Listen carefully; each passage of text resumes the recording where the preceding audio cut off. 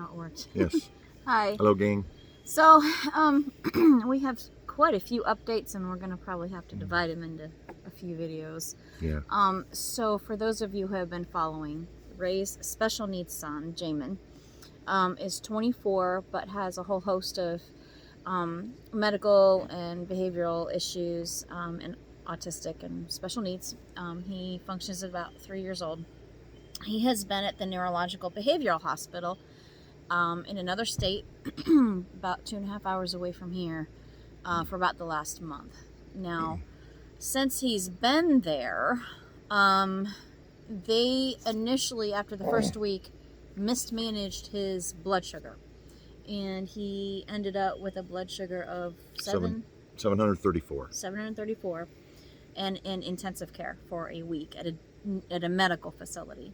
Now, this is a hospital, but they are primarily a psych hospital, not a medical hospital.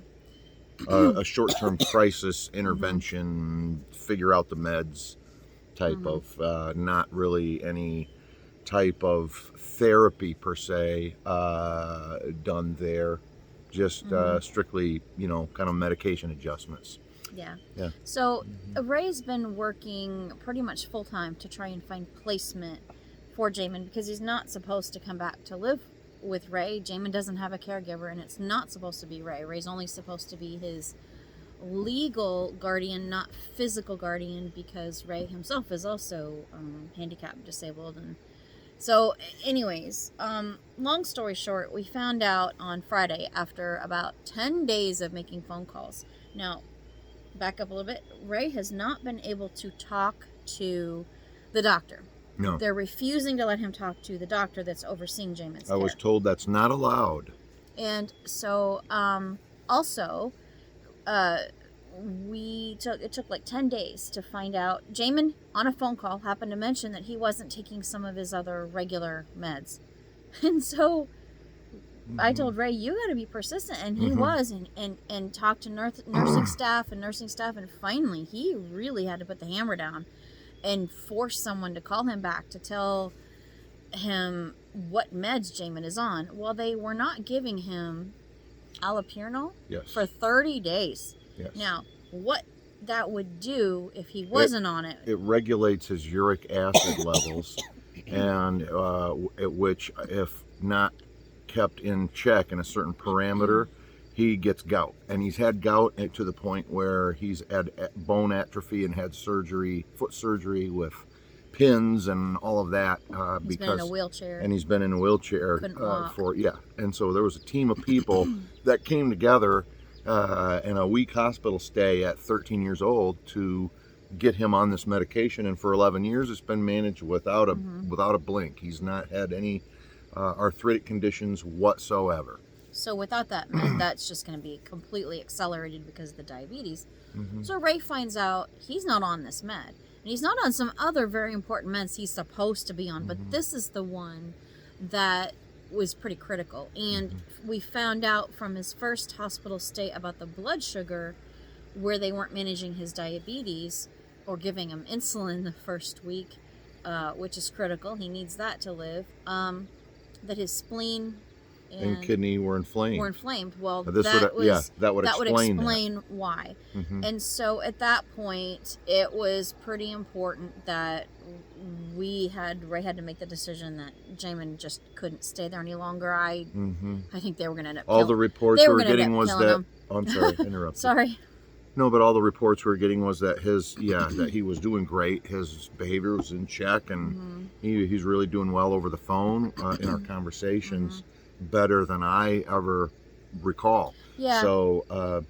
They did stabilize all of his mood medications and hopefully have gotten under control the episodes that Jamin's been experiencing the impulse off control, and on through the years. Now, they'll be the true test when he gets home, because he's in a very controlled clinical setting with very, very little stimulus and very few choices. And so we will see once he gets out if those meds have worked, and if the new treatments that Ray is exploring if those are going to work.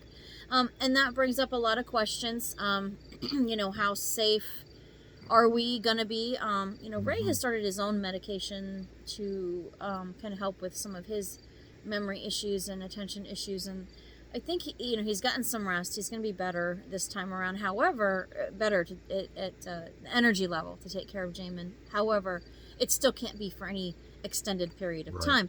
We do know that there's some placement options, which CMH and Kalamazoo and Ray have all.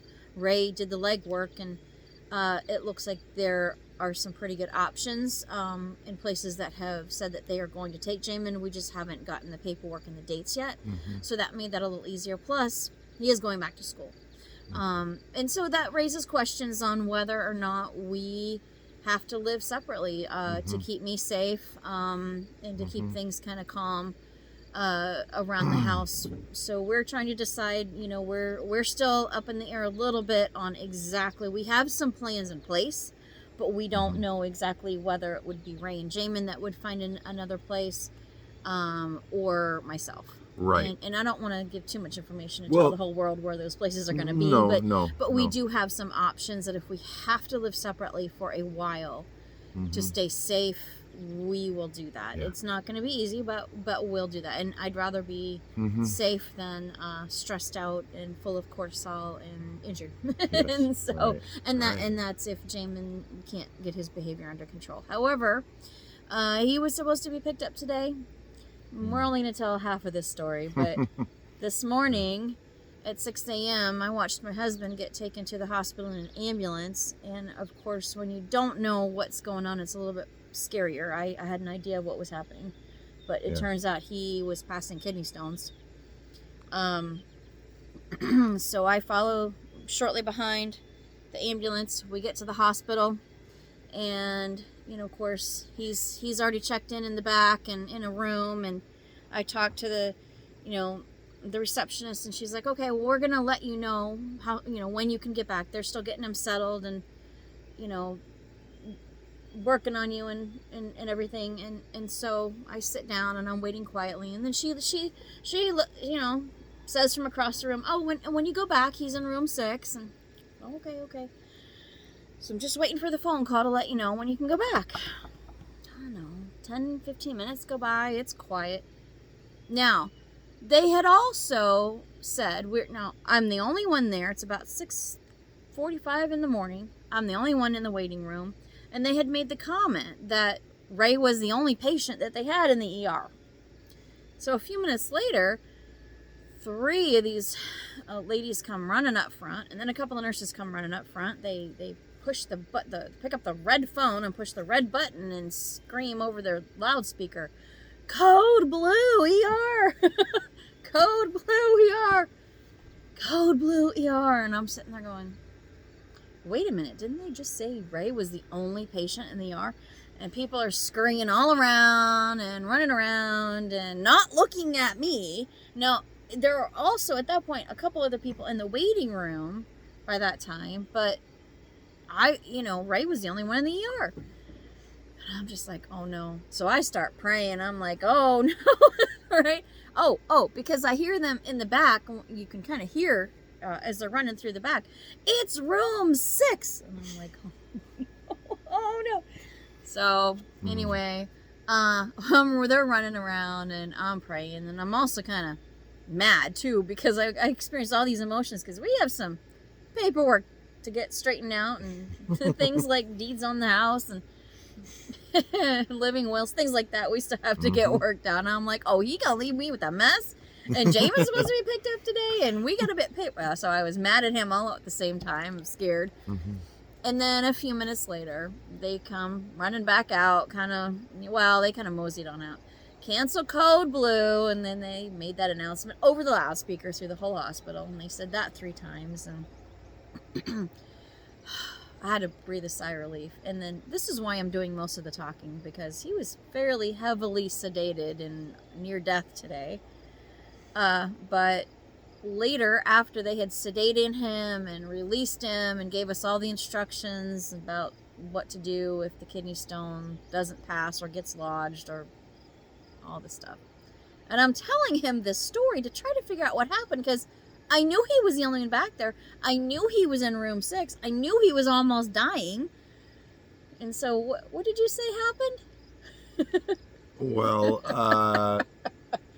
they had just given me some pain medication and walked out, and all of a sudden, as it took over, I just became, all of a sudden I became cold. So I was just groggy and pressed the first red button I saw. You pushed the blue button. Or what? Yeah. Okay. So he Right. was like, well, Oh. that's because I pushed the code blue button.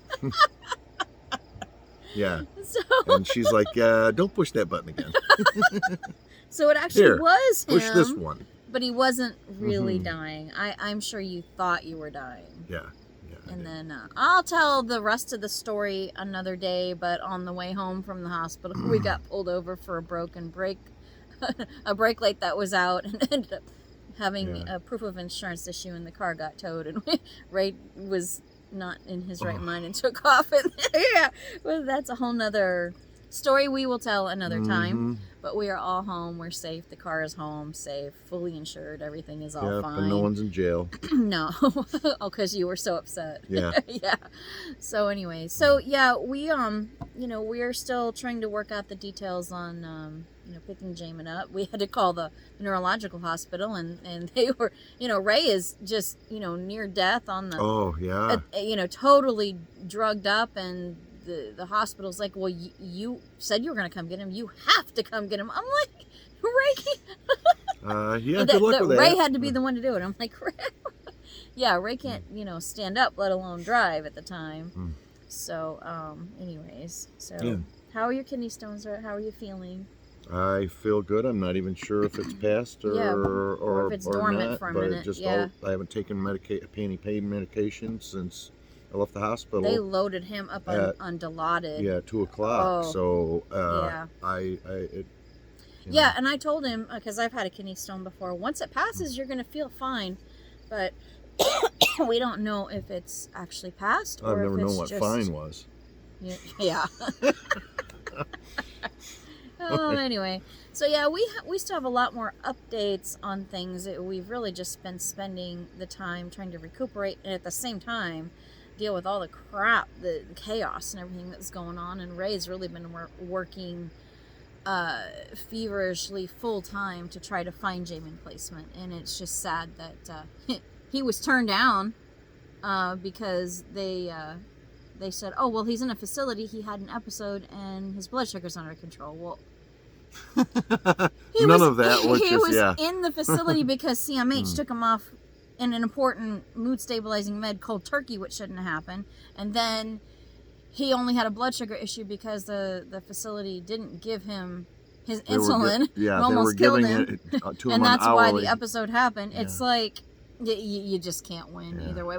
And I think one of the community mental health members said, well, if they don't want to take them, they don't want to take them, and they're just going to say whatever they're going to say to make it look like they did an official intake when they just decided Right. they didn't want to handle his medical needs, and that's primarily what Right, it is. and so. we'd almost rather hear his Yeah.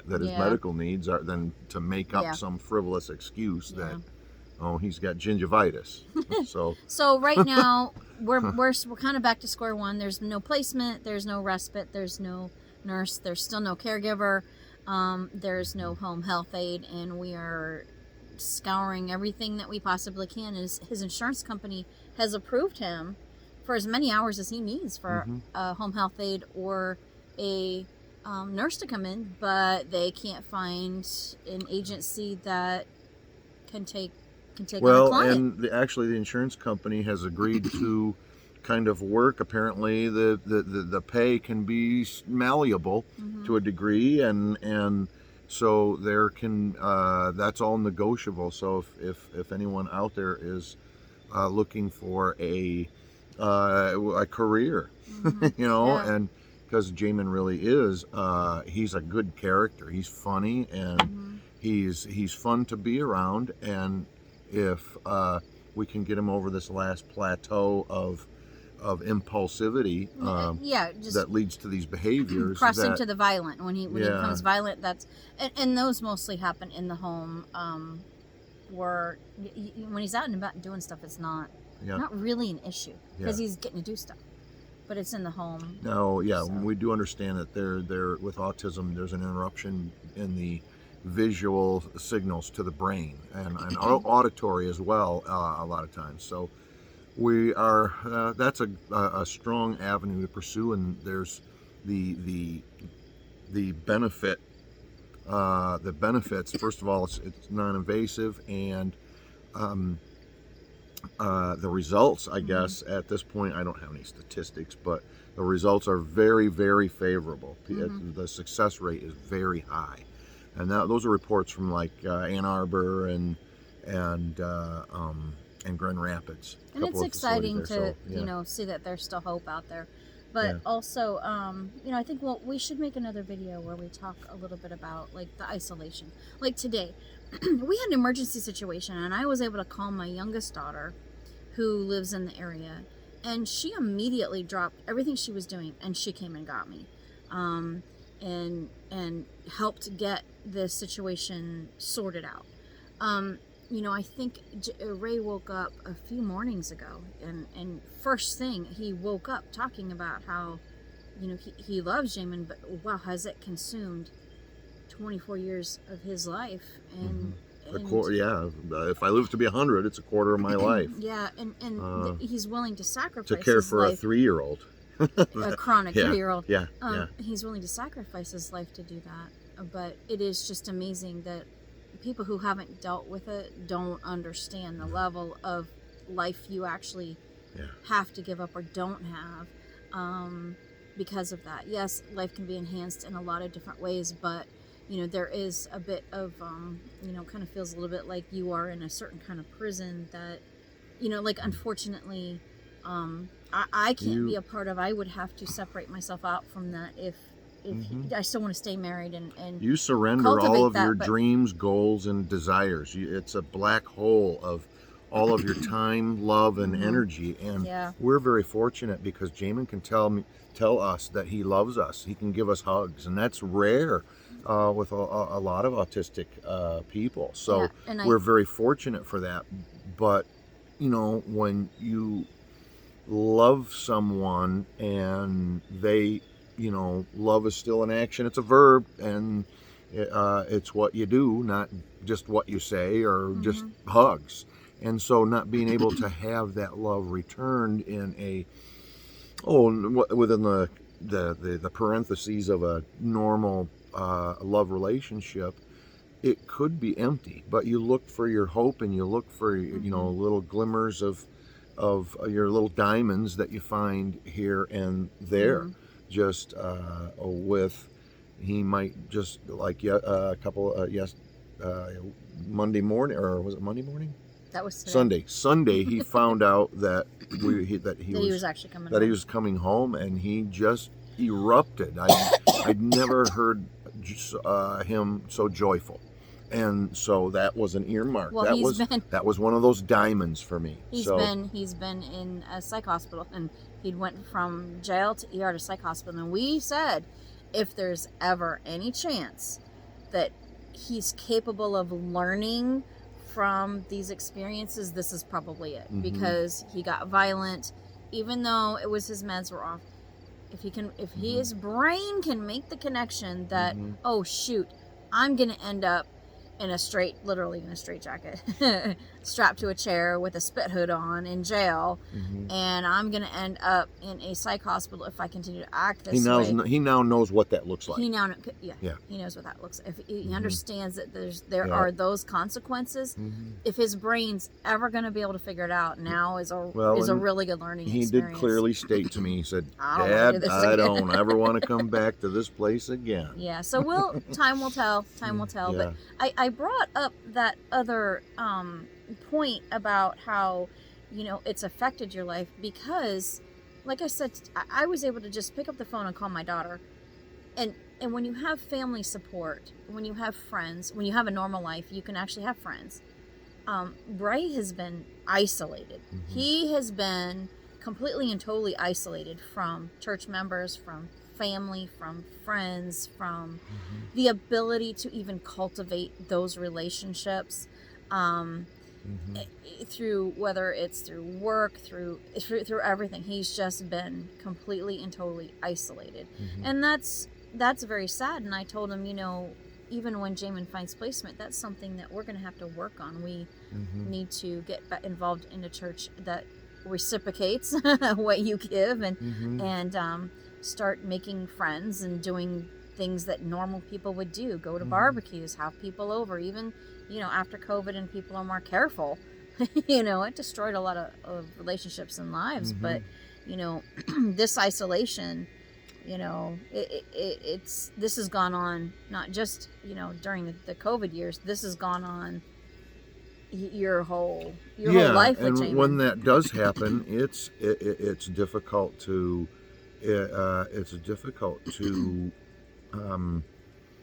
I guess it's difficult to water new relationships with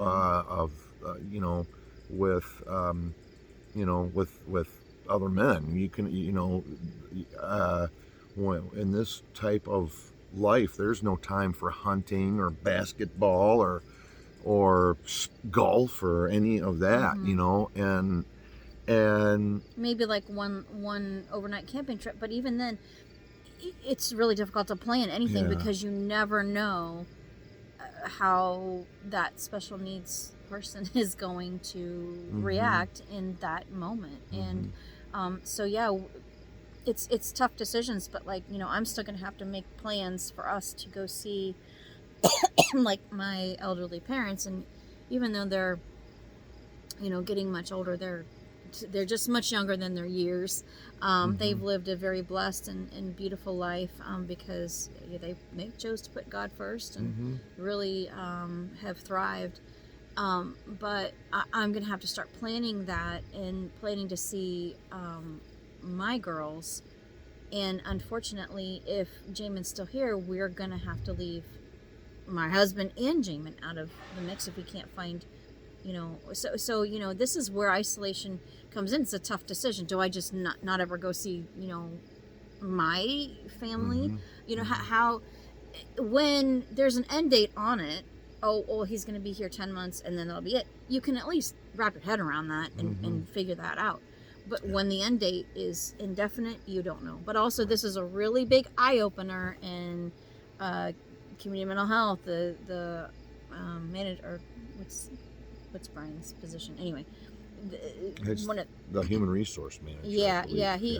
I spoke with community mental health, and I've said it's a real eye-opener, because if Ray were to have passed away today, it was a real code blue and something really bad did happen, like we've been talking about. This is the whole reason people put their children into these adult foster care or adult group homes or care facilities, because they are not able to single-handedly take care of them, especially if their child outlives them. So, this is why these systems are in place. They just need to, to get him settled in the right one too. Not just anyone, the right one. Right. But we still haven't even found anyone. We still haven't had options for any. So I think we're 23 minutes in. So okay. We good? Yeah. Well, thank you all for your patience and listening. And I tried not to go down too many rabbit trails. So. All right. Yeah. Thanks, everyone. Thanks. Bye. Bye.